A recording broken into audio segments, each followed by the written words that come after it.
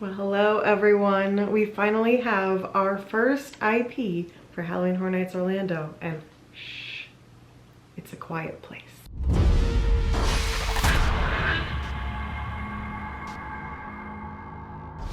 So yes, it was no big surprise thanks to all those rumor maps and speculation and all we've been talking about this entire season, but Universal announced A Quiet Place for both Halloween Horror Nights Orlando and Hollywood. So today let's discuss the announcement, what we are going to see in the house, how those rumors that have been circulating for so long were a little wrong, and also a couple other announcements we had in between since my last video, including the premium Scream Night, and then just today we found out about these new lounges and themed lobbies that are going to be at the Universal resorts just in time for Halloween Horror Nights. So let's get into it. So before I start the video, just in case this is your first video of mine, hi, I am Liz. I'm a diehard Halloween Horror Nights fan. I've been attending the event since 2001, and on this channel I talk all the rumors, speculation, news, announcements, and come September, actually technically August this year, I will be in the fog vlogging during the entire season. So if you love Halloween,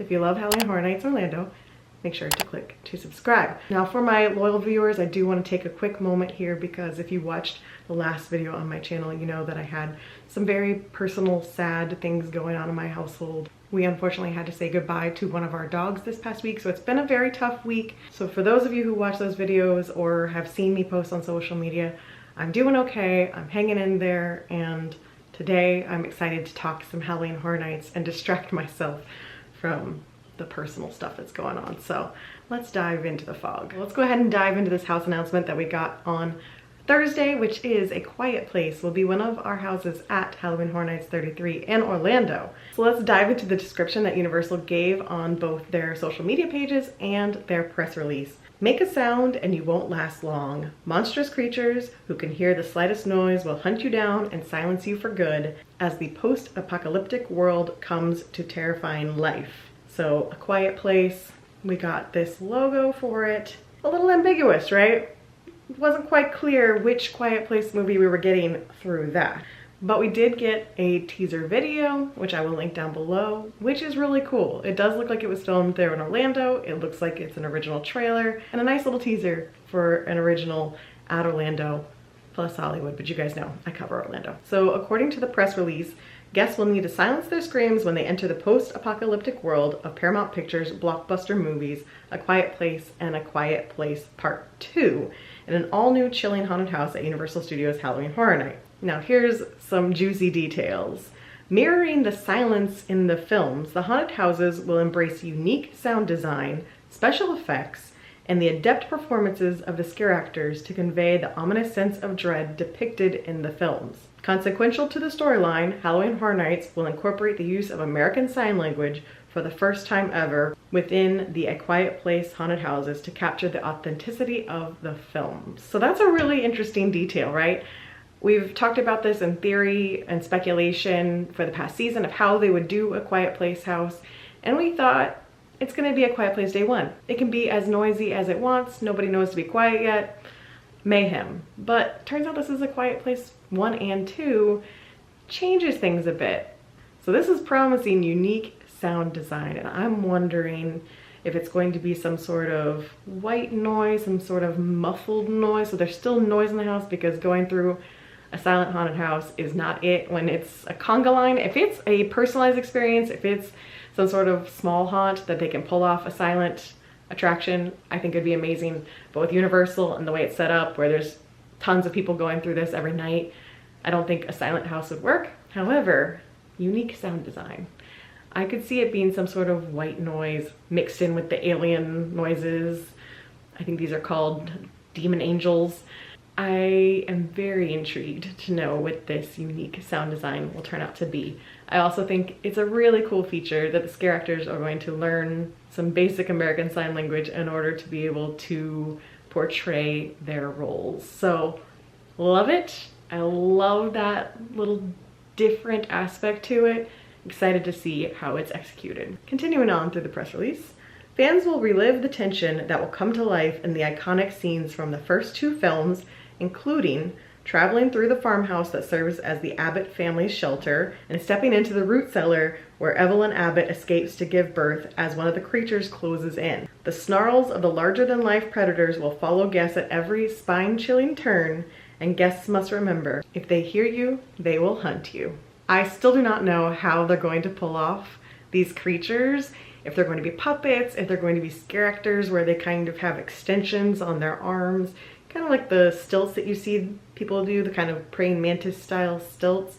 They could use those. I'm really not sure how they're gonna pull this off. Have a little bit of a demo dog, Stranger Things feel to them, so it could be just a crazy mask with those stilts. Could be full-on puppets. I really don't know how they're gonna pull this off. Yeah, there's a lot of questions here. Before I move on, I do want to talk about some scenes that I think could potentially be in this house. I did my Halloween Horror Nights homework and I watched A Quiet Place 1 and 2 for the very first time. And I'm wearing my Last of Us shirt from last year. I know you guys can barely see it. I'm short in this chair. But I do have my Last of Us shirt on because I got a lot of Last of Us vibes from the first movie especially, but even some scenes in the second movie.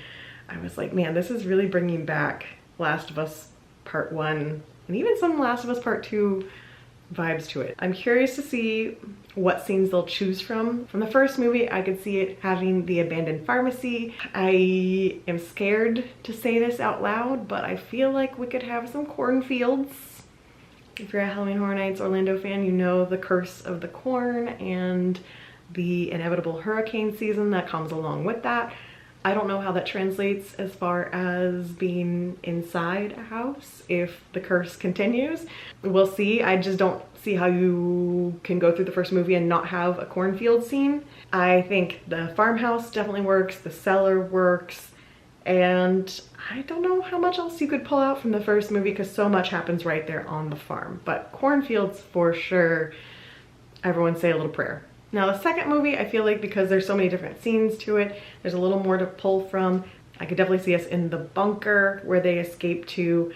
I could see us in the train car. We know they have that subway car. They've used it multiple times. I expect to see that one back. The boatyard that they could use, and definitely the radio station at the end. I feel like that was begging for a big finale scene. So yeah, I think there's potential. I think the biggest question marks for me are, what is the sound design and how are they going to recreate these alien creatures, because it's gonna be tough to do. What do you guys think of this announcement? Were you surprised that it's A Quiet Place 1 and 2 and not the new movie that's coming out this summer? Because I was a little bit. Like, the rumors shifted, so I had a feeling this was coming. I was very surprised because I thought it was going to be the new movie where they could make as much noise as they wanted. How did you react to this announcement, and what do you think they're going to do to pull off this house? I'm gonna keep this one short and sweet, but I do want to talk about two other things today, and that is the premium ticket night, a quick little blurb on that, and then more importantly to me, the new themed lobbies and lounges that are going to be at some of the other Universal hotels. So that's very exciting to me. Let's talk about these other news items. So this is kind of old news by now, but Universal did announce they're going to do a premium Scream night for Halloween Horror Nights Orlando for the first time ever. It's a pricey one. It's $325 plus tax for annual pass holders, $350 plus tax for non-pass holders. It gets you one night of admission to Halloween Horror Nights the night before opening night. Shorter waits. They don't promise how much shorter, but shorter waits, pulse lines, a capped capacity, and all you care to eat selected foods. You also get some souvenirs, and it's a full night from 6 p.m. to 2 a.m. or 6:30 p.m., whatever it is, till 2 a.m., a full night of Halloween Horror Nights. Man, if I were only going one night this year, that would be the way to do it, because it can be over $300 for one night of a regular event night plus express. But for me, as someone who's going to go as many times as I can't justify the extra $325 plus to go for one night when I'm expecting my pass to probably be close to, if not more than $800 this year, because yay, everything is crazy. I just can't justify the extra funds. I am jealous of everyone who will be going because I think it's going to be a crazy experience. However, I'm also torn because it's happening the night before opening night. I think if this was happening in October, I may have had a little FOMO, but August 29th, the night before opening night, I don't want to be tired of the houses already because I've gone through them a million times the night before the event even started. So timing for me, yeah, not the best. I am excited to be in the fog with everyone on opening night, experiencing it all together in the chaos, hopefully not in a torrential downpour, and I'll have whatever pass I end up with Express. I'll get to see the houses plenty of times. I'm gonna pass on this one, but let me know if you decided to get this ticket because I want to live vicariously through you. So our final piece of news came as a surprise today when Universal updated their website with very little fanfare to include 2 little new tidbits for Halloween Horror Nights this fall. We have Drink in the Spirit of Halloween. Get a taste of Halloween in festively themed lounges at Universal's Cabana Bay Beach Resort, Universal Aventura Hotel, and Universal Endless Summer Resort Dockside Inn and Suites, featuring Halloween-themed specialty drinks. Now, Cabana Bay, the Swizzle Lounge at Cabana Bay, has had a Halloween-themed bar for years now. Now they're adding additional themed bars at Aventura and Endless Summer. Now, I don't know if you noticed that picture, but those are my aliens. And if you followed my vlogs last year, you know that I am a Dead Coconut diehard fan, and especially last year, it was themed with my aliens. If you follow me on Instagram, you know I took a million pictures with them. They were my pals, and it looks like they've got a new home. It looks like they're going to Aventura. I'm so excited. I cannot wait to go visit my aliens and check out this themed bar. I will have to check out the ones at Endless Summer as well and do just a Halloween themed bar crawl. I'm not expecting the drinks to be great. The ones at Swizzle, usually not that good, but it's all about the theming and seeing what they put into for decor and just a little extra something at the resorts to explore during Halloween. It's a plus in my book. We also got this, which is Halloween themed lobbies. No matter which hotel you choose during Halloween Horror Nights, staying at the heart of the horror has its perks. From themed lobby experiences in select Universal Orlando Resort hotels to themed photo opportunities waiting for you in the different Universal Orlando hotel lobbies. So they've done the photo op in the lobbies before. Last year we had the Classic Monsters ones, which were not the most effective, I don't think. Most people didn't quite understand what they were or how they worked. They weren't the best display that we've seen Universal do. But this is pretty great. If they're gonna theme that Sapphire Falls lobby with all those candles and make it Halloween and spooky, I love it. And why not, right? We do full Christmas overlays at all the resorts.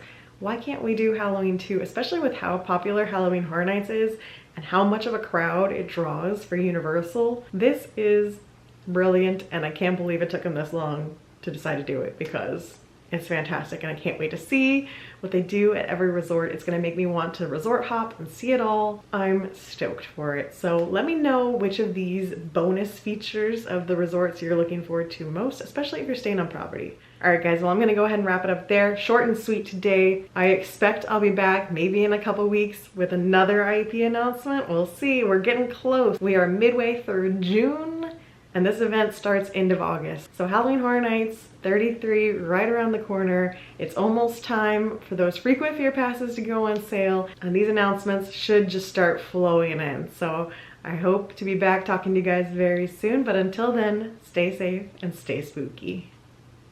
Bye.